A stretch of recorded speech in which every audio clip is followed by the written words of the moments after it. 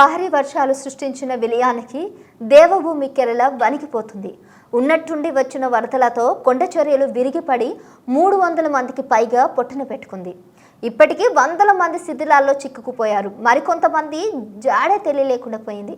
వేలాది మంది జీవితాలు తలకిందులయ్యాయి. సమయం గడిచే కొద్దీ మృతుల సంఖ్య అంతకంతకు పెరుగుతూనే ఉంది. కేరళలో ఇలా కొండ చర్యలు విరిగిపడటం ఇదే మొదటిసారి ఏం కాకపోవచ్చు. కానీ కొండ ప్రాంతాల్లోనే తరచుగా ఎందుకు ఇలాంటి విషాదాలు జరుగుతున్నాయి? ప్రకృతి ప్రకోపాన్ని ఎవరు అడ్డుకోలేరా? మనుషులు చేస్తున్న తప్పేంటి? విపత్తు నిర్వహణలో వాయనాడ్ వరదలు చెప్పే గుణపాఠం ఏంటి? ఇప్పుడు తెలుసుకుందాం. కళ్ళు మూసి తెరిచేలోపే దారుణమైన ప్రకృతి బీభత్సం. కళ్ళ ముందే వందలాది మంది కుటుంబాలు వరదలో కొట్టుకుపోయాయి. ఇల్లు, వాకిలి, చెట్లు, పుట్ట అన్న తేడా లేకుండా అన్నిటినీ ఊడ్చుకుంటూ వెళ్ళాయి. ఎటు చూసిన హృదయ విదారక దృశ్యాలే.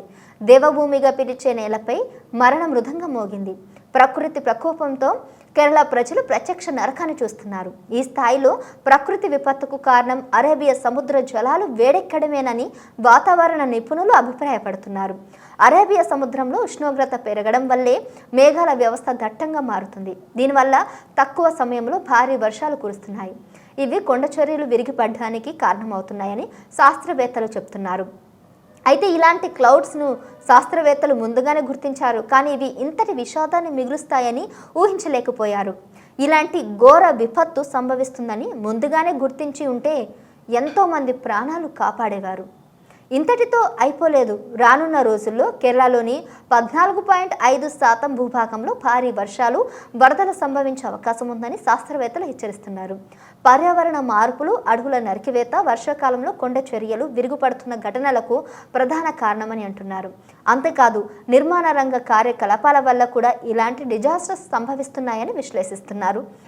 ఇక మన దేశంలో 2015 నుంచి 2022 వరకు కొండ చర్యలు విరుగుపడిన ఘటనలు 3782 జరిగాయి.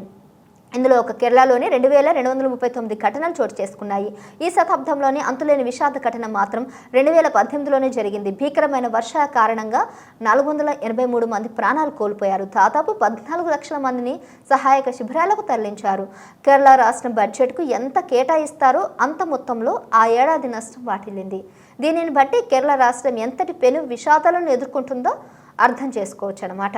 నిజానికి కేరళ భౌగోళిక పరిస్థితులను బట్టి అక్కడ ప్రకృతి విపత్తుల చరిత్రను క్షుణ్ణంగా స్టడీ చేయాల్సిన అవసరం ఎంతైనా ఉంది. అలాగే కొండ చర్యలు విరిగిపడే ప్రమాదం ఎంత మేర ఉంది, ఎక్కడెక్కడ ఇలాంటి ప్రమాదాలు జరిగే అవకాశాలు ఉన్నాయో రీసెర్చ్ చేయాలి. ముఖ్యంగా ఇలాంటి ప్రమాదాలు జరిగే ముందు వార్నింగ్ ఇచ్చే ఓ వ్యవస్థ ఉండాలి. వర్షాలు ఎప్పుడు, ఎక్కడ, ఏ స్థాయిలో పడతాయో అంచనా వేసే సిస్టమ్ మనకుంది. కొండ చర్యల విరిగిపడే ప్రమాదం ఎక్కడ నుంచి వస్తుందనేది కూడా మనం తెలుసుకోవాలి. ఏ వరకు ఉంటుందో కూడా ముందే తెలుసుకునే టెక్నాలజీని కనిపెట్టాల్సిన అవసరం ఉంది. అయితే వర్షం పడిన ప్రతిసారి ఇలాంటి ప్రమాదాలు జరుగుతాయని లేదు. కానీ ఓ టెక్నాలజీ అందుబాటులో ఉంటే ప్రాణ నష్టాన్ని తగ్గించడానికి అవకాశం ఉంటుంది.